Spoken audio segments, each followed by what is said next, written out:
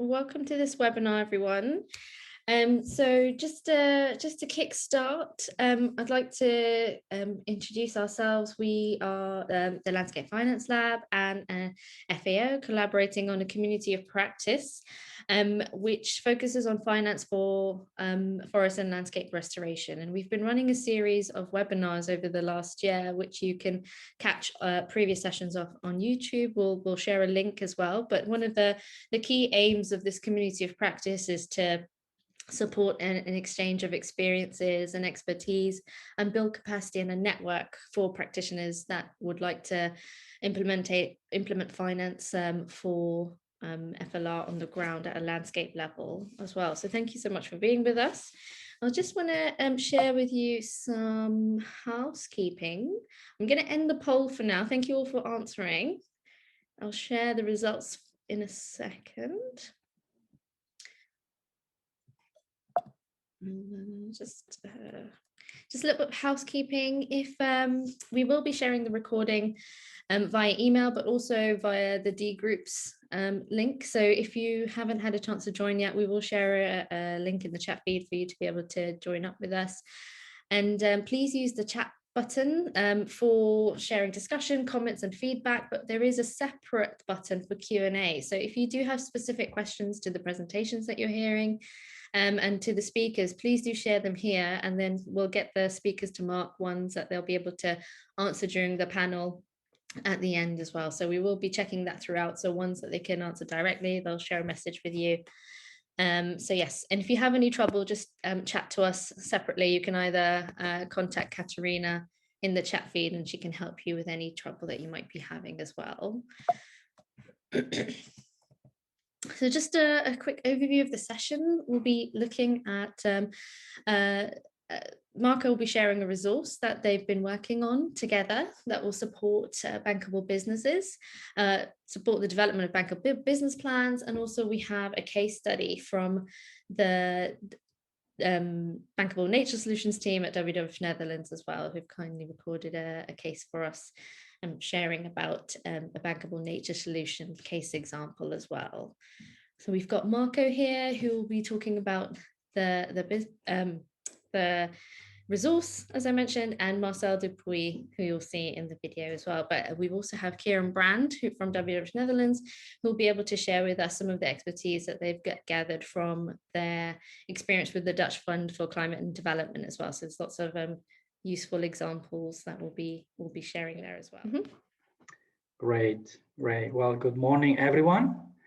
Welcome to this webinar, and thank you also especially to the organizers of the webinar, WWF, and also my colleagues in the Forest and Landscape Restoration team, Christoph and his Katerina and their team for the invites.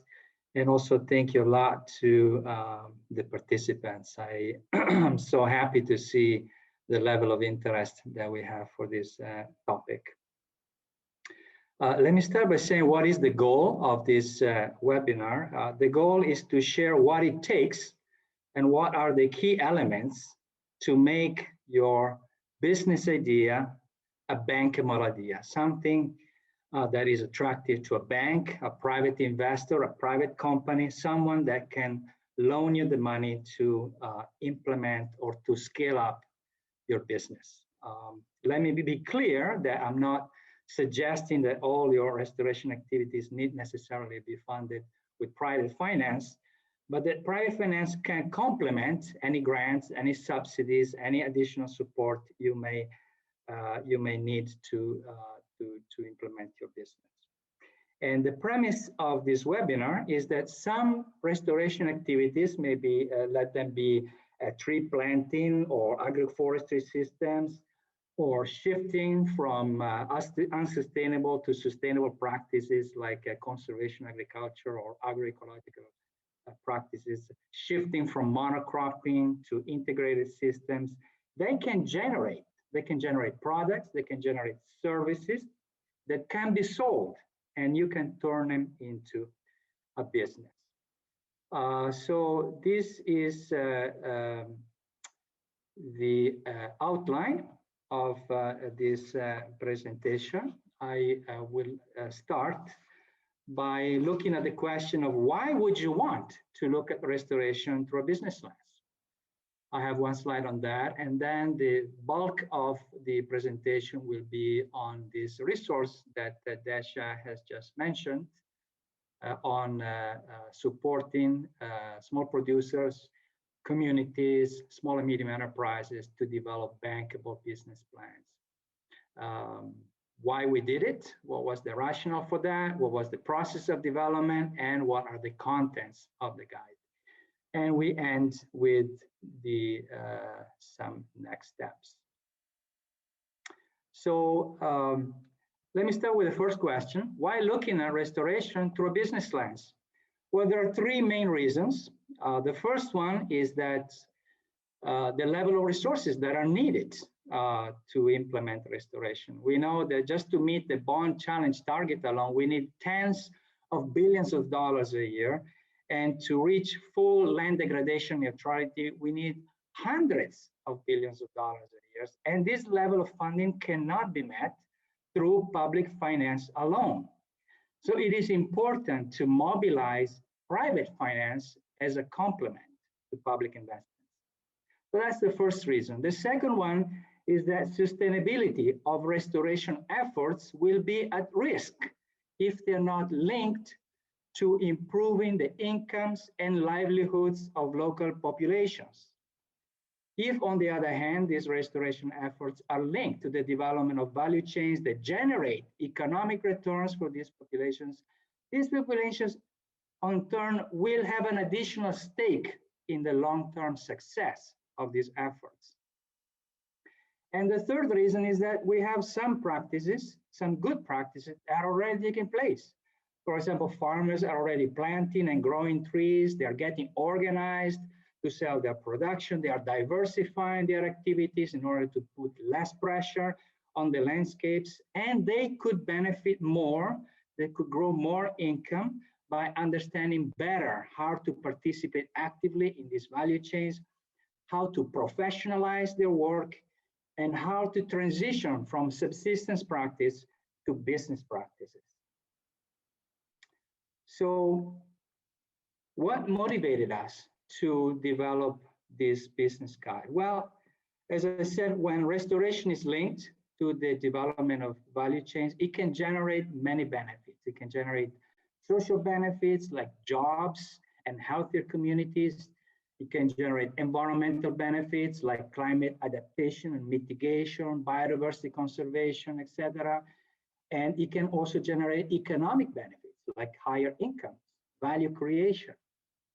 And at the same time, we know the smallholders, communities, their organizations, small and medium enterprise typically have struggled to access private finance for a number of obstacles.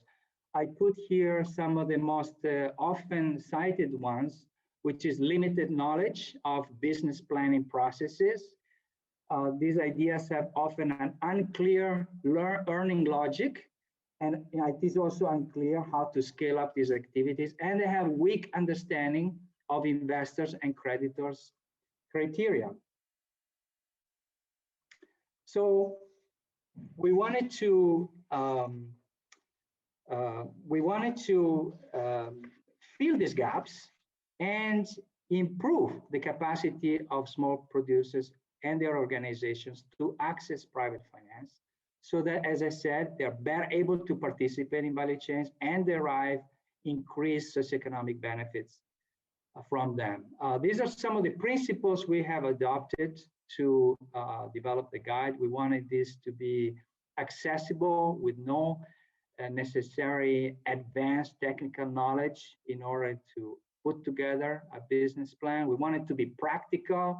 What you learn in this guide, you can immediately put into practice. And we wanted to promote businesses that are and solutions that are sustainable, that deliver triple wins. They're sustainable not only on the environmental, not only on the social, not only on the economic, but are able to support these three key pillars of sustainability. Let me also share a few words on how it was developed. It is a product of a collaboration with several professionals, both within FAO and also outside. Everybody contributed their experience with their due diligence in the development of investment profiles and business plans. I want to mention here the help we received from professionals like Petri Lehtonen, Alex Pra, that I'm so happy to see they have joined this call. And we also consulted with banks, with investors, and we piloted this training on the field and in Kenya, in Uganda, and also with online mentoring. So let me move into the guide. So what is in this guide? The guide, as I said, is about the development of bankable business plans. It is organized in 10 modules. You don't need to read all of this because I will go through them one by one just in a short while. But basically, they help you see what you're doing from a business perspective.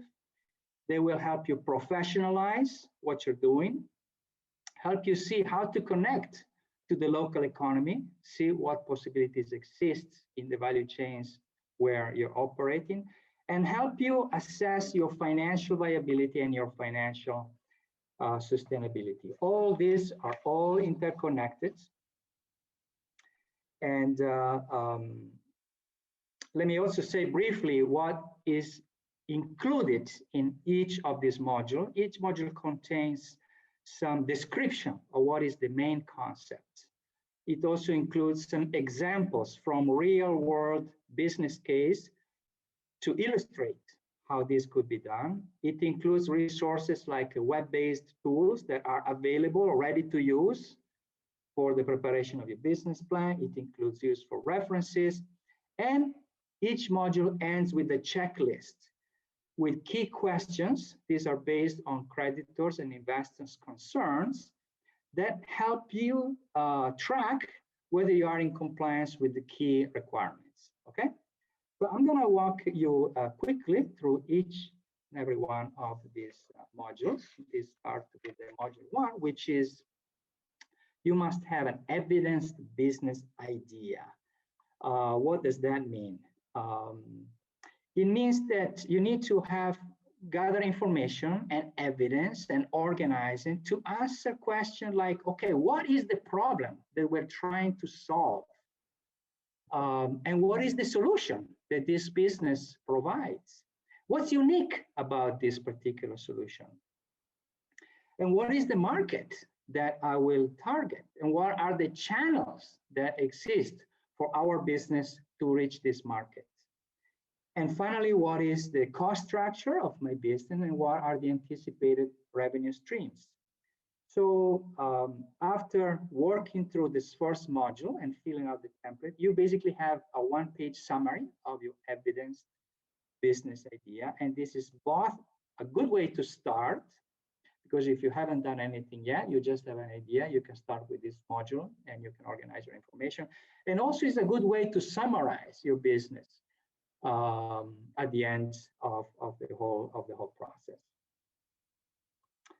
We move to the second one, and to access finance, there has to be a well-structured organization or enterprise and a committed management that is dedicated to put into practice this business. And these are some examples that you can find in module 2.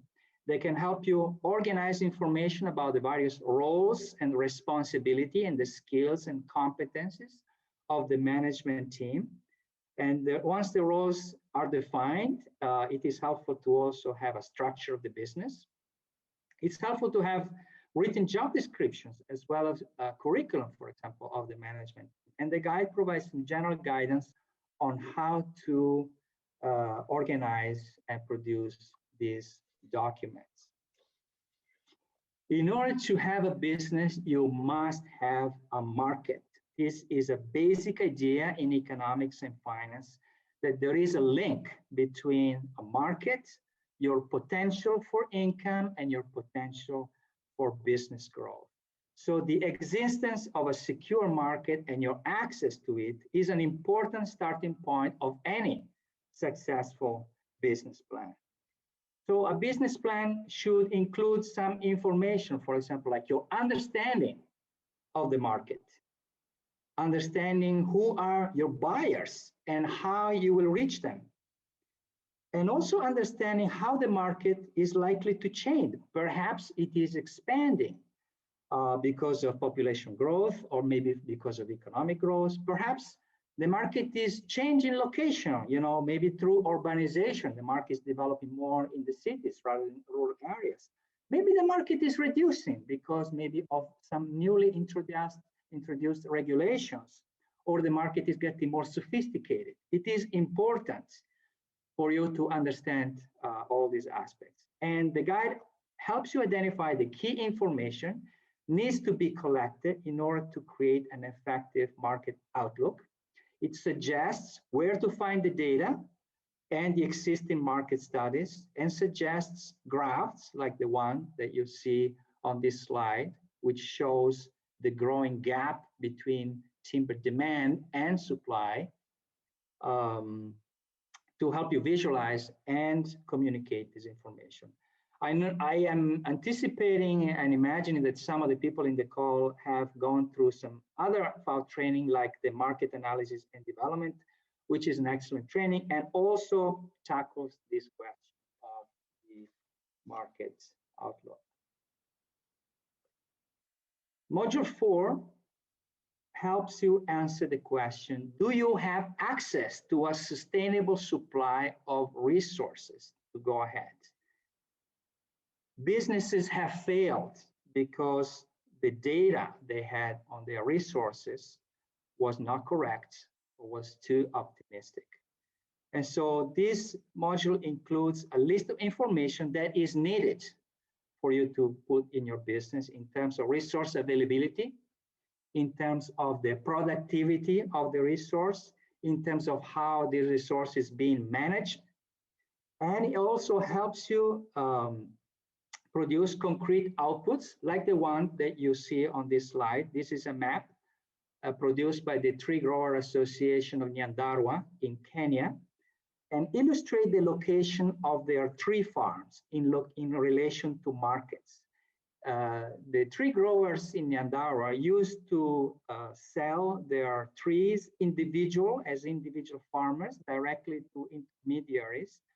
However, using FAO guidance, they were able to map their collective resources to do an inventory and change their marketing strategies. And now they plan to sell their productions. They have the ability to sell several thousand cubic meters instead of only a handful of every year, which makes them an important player in the local value chain. And the module provides suggestions on free software that can be used to generate this type of maps. Also provides an example of how you can summarize information on, for example, your tree inventory. In this particular case, also we include references of a guide of a colleague, Bankable, on how farmers can carry on themselves a tree inventory. We move to module 5, which asks, who are the other participants? Who is your competition? And as you look at this competition, at the other participants, are they really competitors, or could they become your partners? So it is helpful to have an understanding of how the value chain is structured. Here, it's a very simple example. You might find in your country actually that some of these value chain assessments have already been done, and you can use it to your benefit.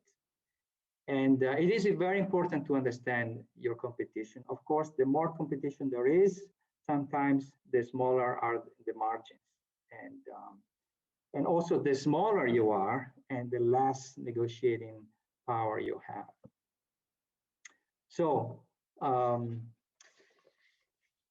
also helpful to understand how your business is different from your competition. This is a simple SWOT analysis that was done by Swahili Honey to see how they differ from competition in terms of quality and in terms of price.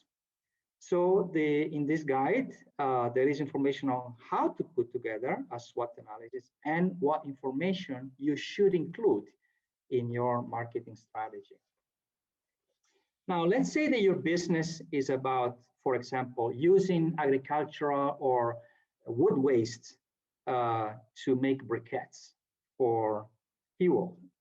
Instead of using fuel wood for natural forests, you offer to use agriculture waste and timber waste as green charcoal. Or let's say that your business is to set up a nursery that can sell quality seeds. Or your business is to restore fertility by making some investments in infrastructure. This model helps you clarify what technologies and logistics are needed to support the business, provide a sample write-up of the technical specifications that are needed. So technologies, do we have the right skill sets for adopting these technologies? Are the infrastructure and conditions in place? Do we have the external services that are needed to run the business? This you will find guidance on how to answer all these questions in this module. Module 7 helps you organize information about your business environment and legal issues. Things like regulations, taxations, trade restrictions, prevalence of illegal activities in your area, whether there are incentives or disincentives. These are also very important.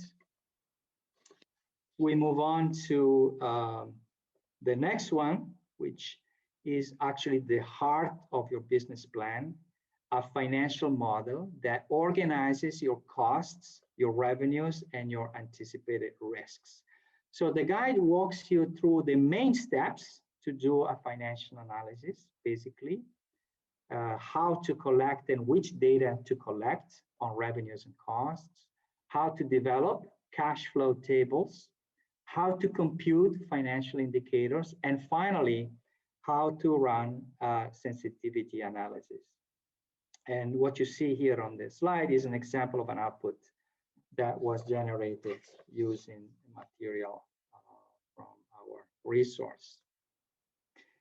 More and more investors are interested in supporting business that generate environmental, social, and governance impacts that allows them to document how they are contributing to the achievement of key social development goals.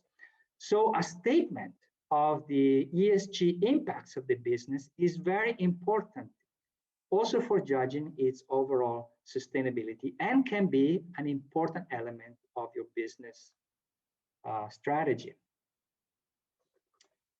The module provides example of ESG criteria. For example, how does the business contribute to mitigating climate change, or to protect biodiversity, or to improve the livelihoods? How can we quantify? The guide has some suggested key performance indicators you see on this slide, for example, on climate change criteria, for example, carbon sequestration, on biodiversity and ecosystem, on livelihoods and governance. These are, as I said, some examples. And last but not least, any business involves risks.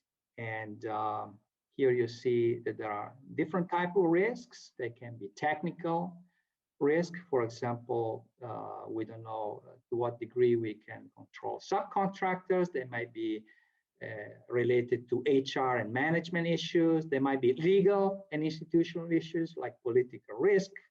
They might be economic and market risk like price volatility. There might be environmental and climate risk like fires, diseases, storms. There might be a pandemic. There might be social risks like conflict. And it is important for your business to do these 4 things. First of all, to identify what are the sources of this risk. And then for each source to assess the probability of occurring This can be done in a qualitative way. For example, the probability could be low, could be high, could be medium. Also, it's important to assess the severity of the impact on the business in case this occurrence takes place. And finally, what are the mitigation measures? And this is an example of how a business like Central Park Bees did to summarize their risk assessment. So,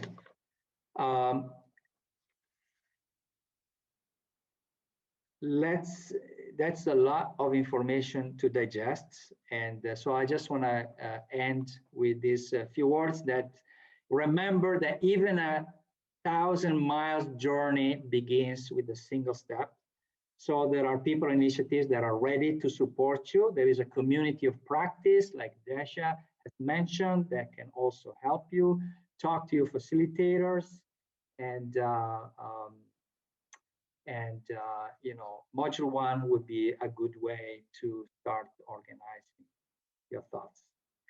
So let me close with some next steps. This guide is in the process of being finalized. This will take place in the next very few weeks. The forest and landscape restoration team is also preparing an e-learning based on this material. There are capacity building programs that can also support you. The Restoration Initiative, the Forest and Farm Facility, there are projects, and that we are also working in partnerships with other incubator and mentorship platforms like the Restoration Factory, and they can also be of support to you. So thank you very much for your attention. Back to you, Desha. Hello, my name is Marcel Dupuis. I am a senior advisor for WWF-Netherlands. Welcome to this presentation on bankable products for nature and for people. During the next 15 minutes, I will present to you a concrete and live example of a bankable project. This bankable project is currently being incubated by the Dutch Fund for Climate and Development.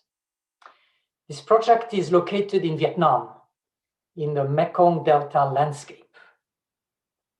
The Mekong Delta, as you see on this first slide, is an important economic engine for Vietnam. It is also one of the world's most productive ecosystems. And it benefits a wealth of biodiversity. But the Mekong Delta is also one of the most vulnerable places in the world. It is under high risk from land subsidence, as the delta is literally shrinking and sinking. It is also at risk from intrusion of salty water. There is also excessive groundwater extraction out of the aquifer, which is getting depleted.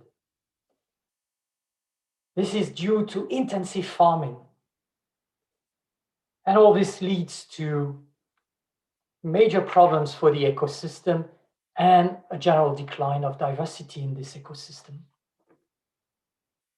So what can we do?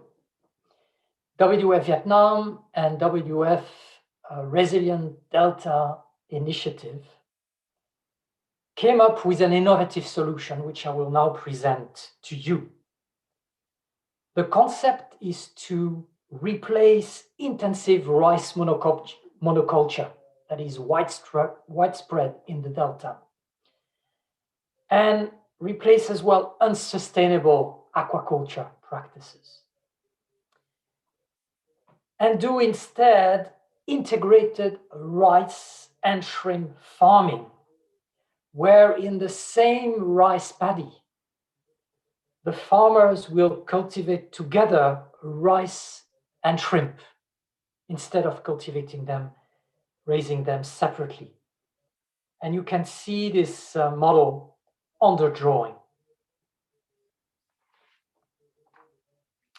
Our vision is to design a model that is bankable, because we want to attract private sector corporates as well as private investors.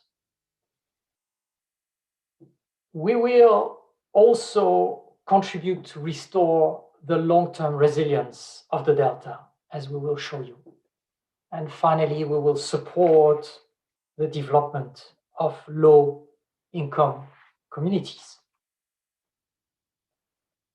The first objective of this project is to build up food resilience.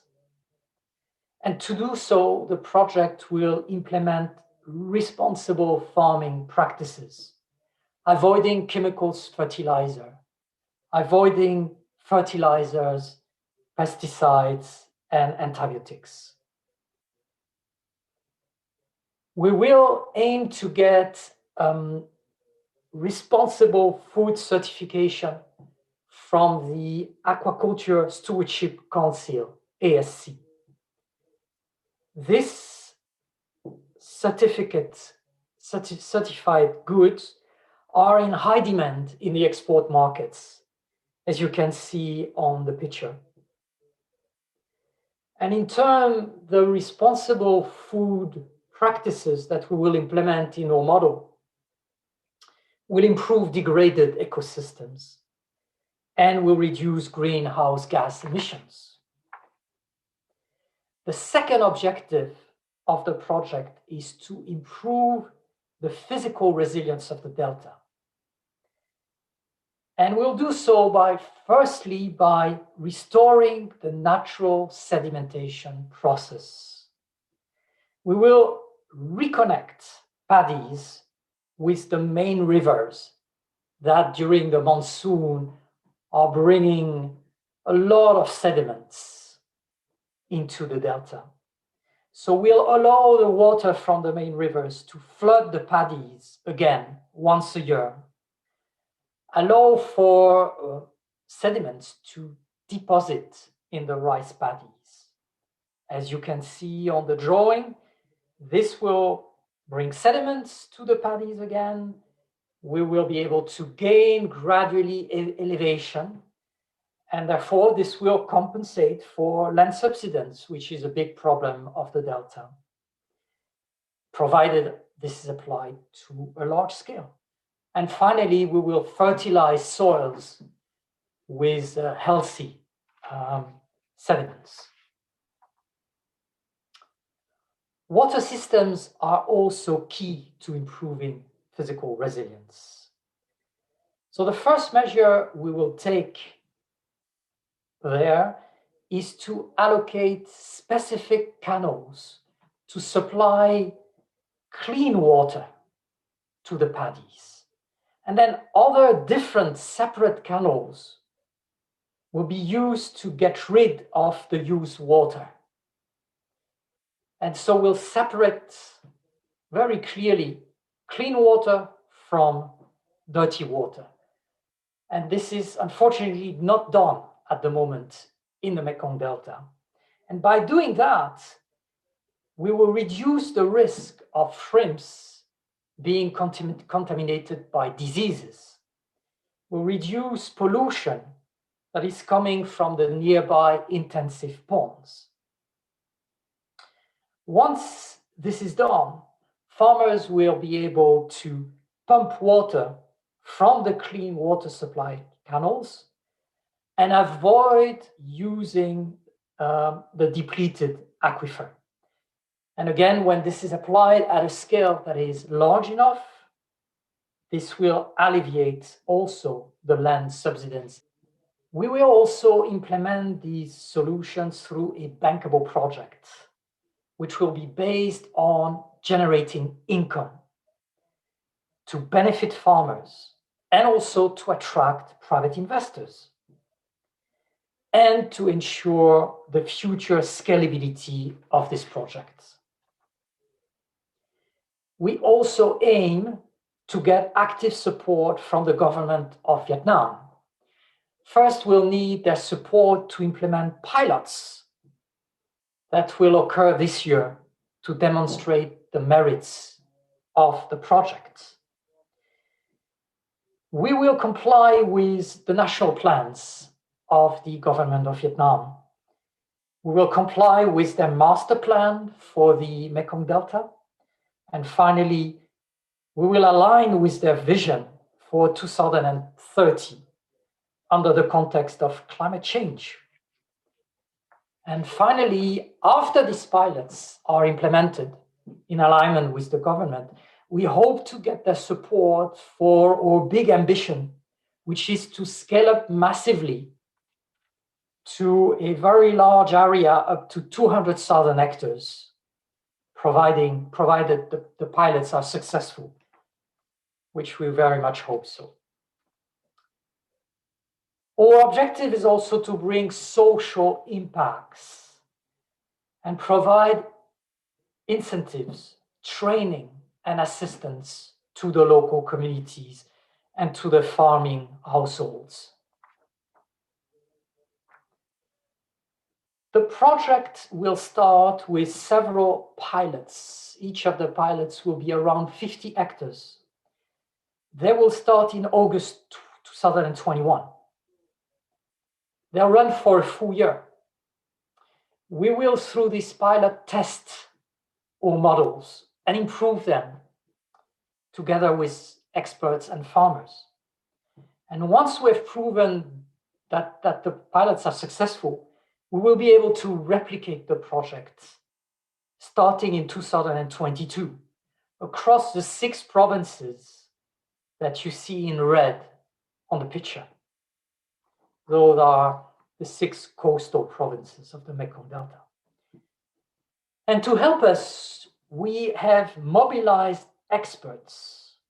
We enlisted a leading agricultural specialist who is professor and university president, as well as member of the National Assembly of Vietnam. And this expert will work together with 3 specialized world-class advisors, each of them bringing expertise in their domains. The private sector has a central role in this bankable project. So we needed to attract a leading corporation to back the project.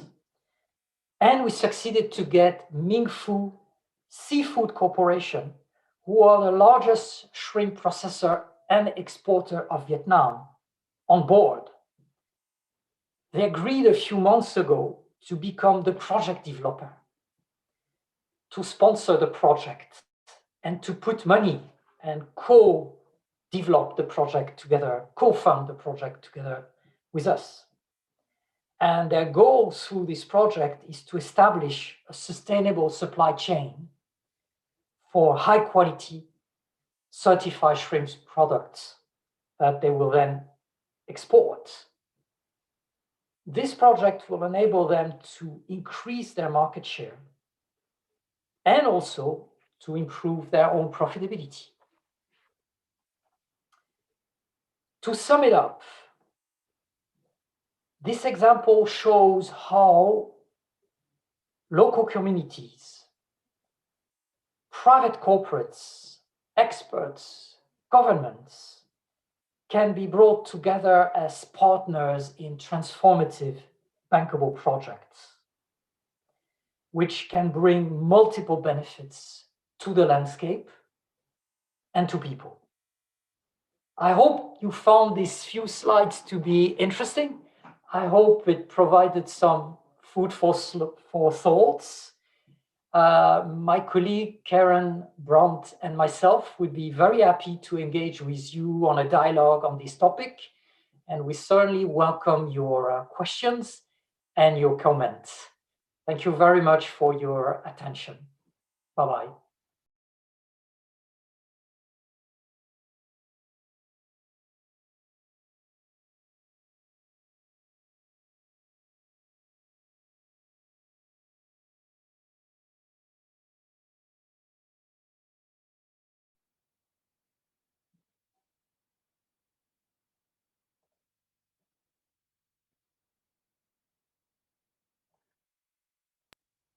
Great, thank you very much, Marcel. And we do have Kieran here who will be able to answer some more questions. I've seen in the chat feed a few questions around the case study. I'd like to introduce you now to Christoph, who will take us through our Q&A panel. And there are quite a number of questions that are popping up, but I can see that Marco and Kieran are both very quickly typing some good responses through. Hi, Christoph. Hi. Over to you. So if Marco and Kieran, if you can also switch your videos on now. Okay, so maybe I will try to extract few questions from the Q&A.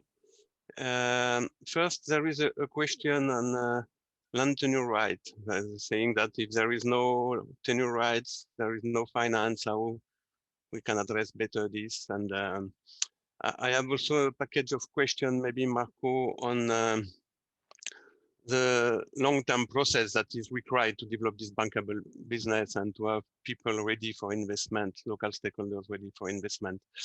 And the third question that maybe is important, some people said beekeeping, tree farms, improved agriculture and shrimp farming are not really forest and landscape restoration.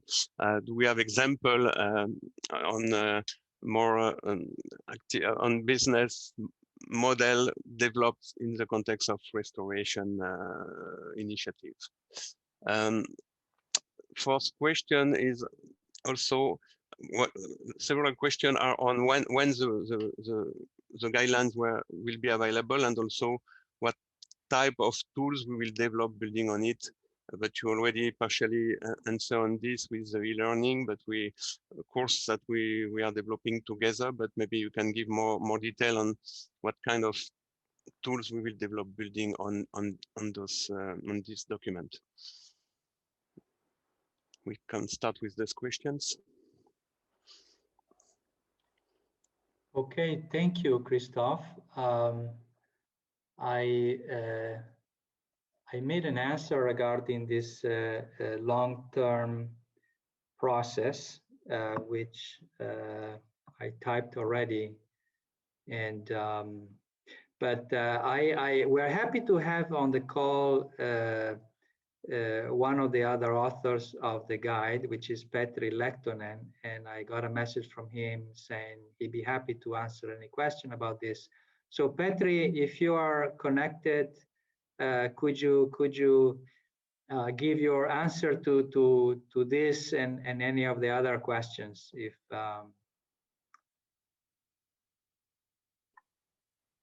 Petri?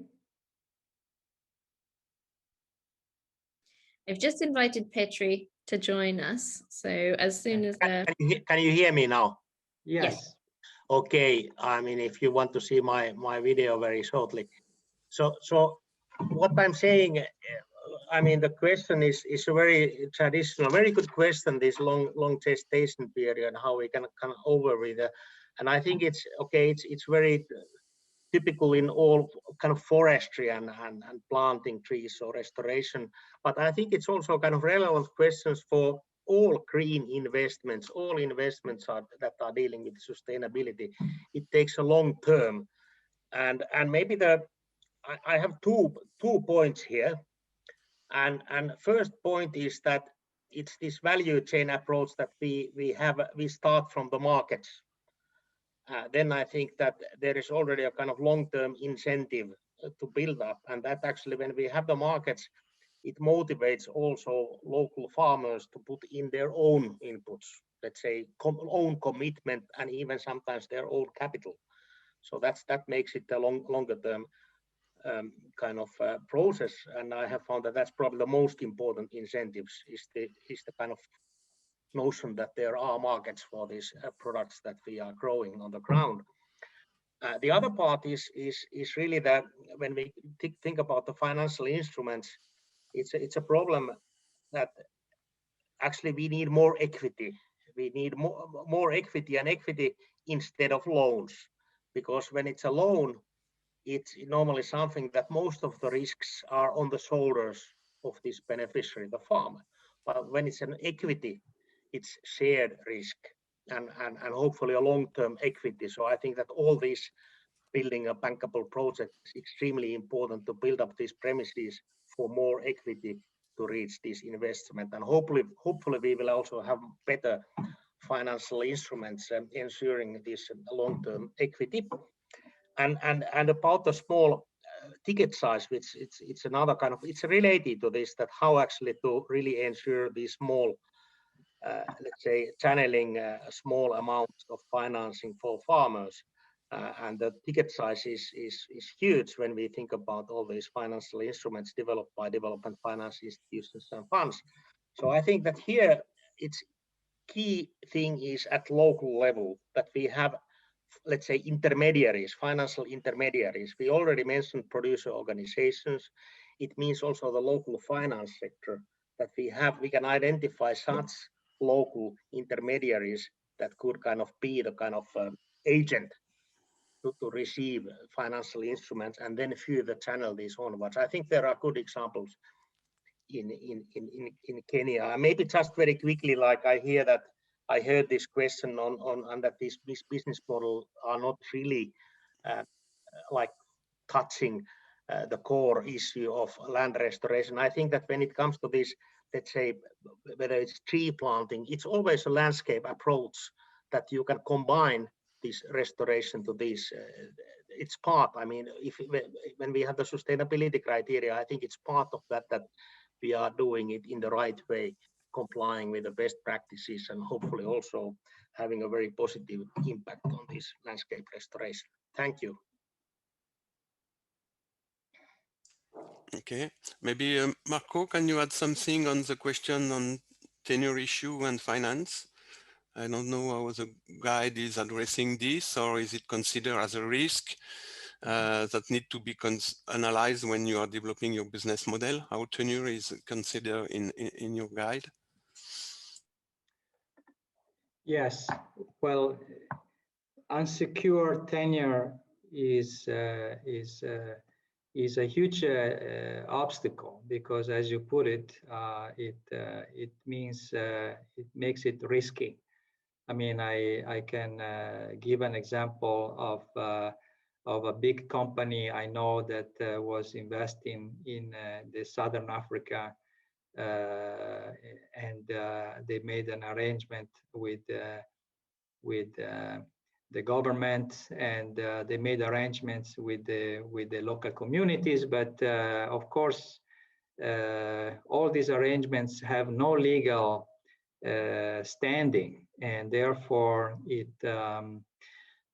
becomes, you know, by the investor, it is integrated as a higher cost of doing business. So to the degree that the business is profitable and it is extremely attractive, some investors might be willing to do this, or if they are very motivated for other reasons, for social reasons or for other reasons, it can be done. But otherwise, of course, the higher the insecurity of the resource base, and in this case tenure, you know, the weaker your business case becomes. So I can also just add one comment to that. I agree, and I think this is a very important piece, because we have some very good models that work around the world, and I actually shared one of our blueprint guides that talk to some of these models, but really understanding how they land in these landscapes and what the local context is very important to a successful implementation. And so partnering with organizations, especially in this case, socially focused groups, is a very important step to coming up with these solutions and these implementations collectively. And often you'll see that one of the big factors of success is those partnerships that crowd around these projects to go and get them through the stage, because a lot of the time there's a lot of good information, some very good learnings from other projects, and ways that we can navigate that while reducing these risks and also reducing that sort of transaction cost of going forward with these projects, but making sure that we have that rigorous piece of knowledge and analysis beforehand is very important. Okay, thank you. I don't know, Desha, if we have time for one or two other questions, but let me know. Yeah, we have time for two more. Okay. So there is a question from a colleague in Cameroon, France, explaining that there is some countries that are less attractive for investors due to the situation. And it seems that how we can optimize this model and I use your guideline in this situation. And I think this is one answer, these guidelines, because the less you are attractive for investor, because you are in a risky country, you need to have a strong business model. But maybe Marco, you want to say something more on this? Yes, I can say, when we talk about private finance, of course, maybe the immediate thought is these big investors coming from outside, but private finance can also be your local markets. There might be some good buyers there that maybe you're not selling to directly because you're operating as an individual farmer. But I have seen that when farmers get organized, all of a sudden they become attractive to bigger buyers, maybe wholesalers and things like that. And if you have a good relationship, you can establish a trustworthy relationship with these buyers. These buyers often advance you payments, so they can give you money in advance that you can use not only to run the business, but also to make small investments and small improvements. So we don't need necessarily to think of, private finance as, big investors and big banks coming from the north. Quite often, this finance can happen very much in your economy. It might be quite there, and it might be a way of, a little bit demystifying this access to private finance. Thank you, Marco. I saw that Karen want to say something on this. Thanks, and I think Cameroon's a good example. We're doing a few projects in the south that we definitely have this problem, and really understanding what's preventing these investors from taking advantage of these projects in a positive way is important. And sovereign risk, there are guarantees out there that can de-risk that. If we're looking at local risk in the region, looking at the different value chains that exist and getting some of those value chains and suppliers on board as part of the project as a key anchor to them, will also go and help investors and reduce their risk and sort of see these projects as quite viable. And so I think those partnerships are important, but then also really mapping out what is really preventing it and what exists currently that you could access, because there are quite a few instruments out there. Some of them are quite expensive to use, like some of the Forex instruments, but getting a group that really knows about all these different instruments and how to go and deploy them can really go a long way in getting some of these more higher risk type projects funded. Okay, thank you. A last question, maybe, Desha, tell me. Yes, we're at the top of the hour, so this would be our closing question or wrap up. Okay, so maybe closing question. Okay, now there is a question on how we can consider the bankability of approving 3 genetic resources for supporting forest and landscape restoration. So how we consider in the business model the genetic resources and their quality.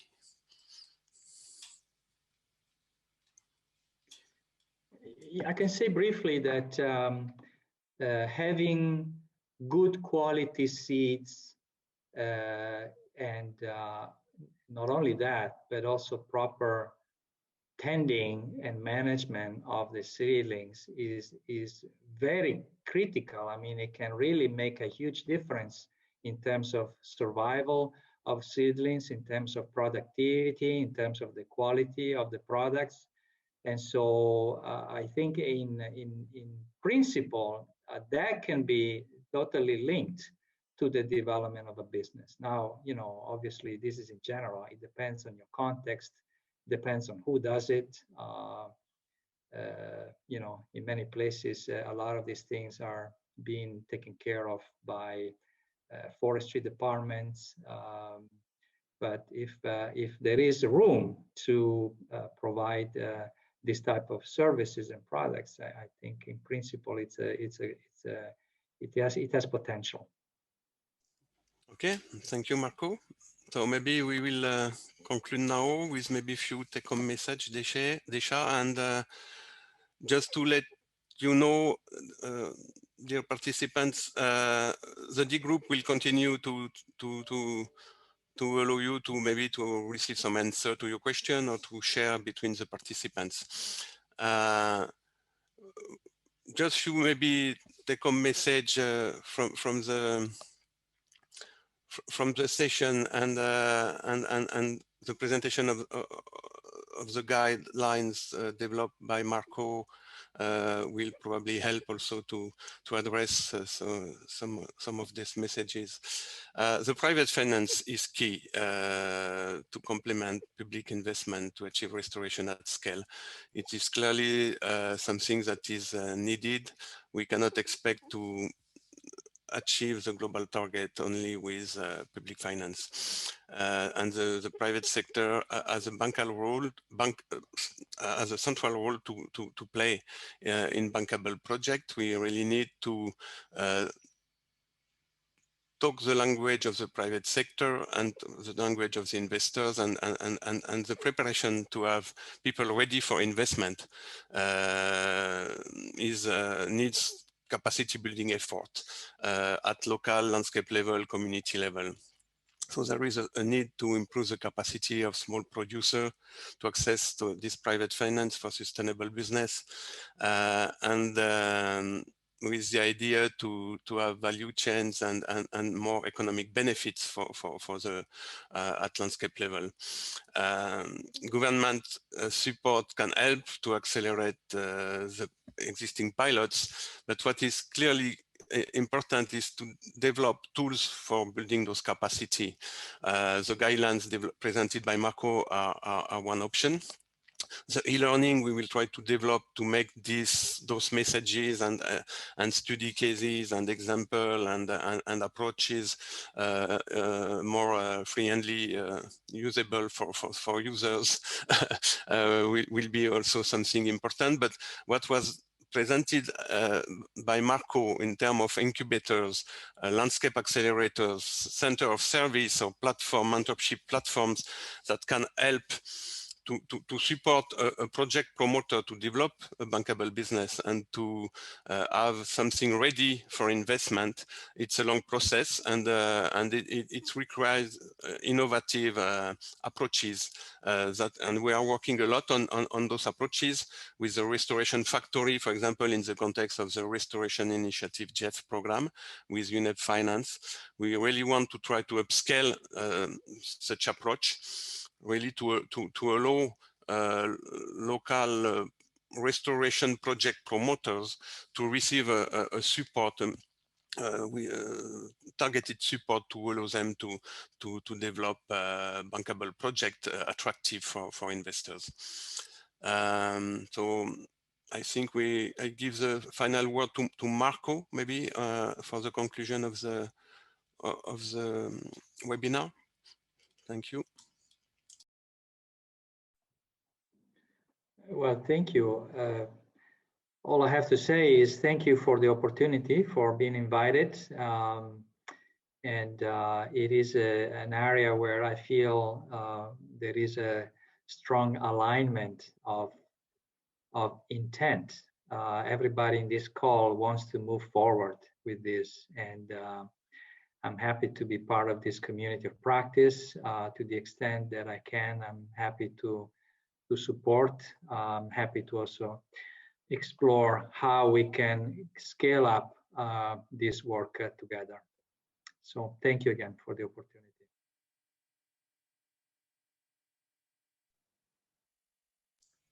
Great. Well, thanks everyone for joining. And just a final message from us is that we have the information available for the speakers, and we will be sharing these slides as well. We do have just a last request for anyone that's online still. We do have a survey that will go out just straight after this call, and we'd appreciate any responses that you might be able to share around capacity building as well. So yeah, thank you all for your time and thanks for joining. Great. Bye, everyone.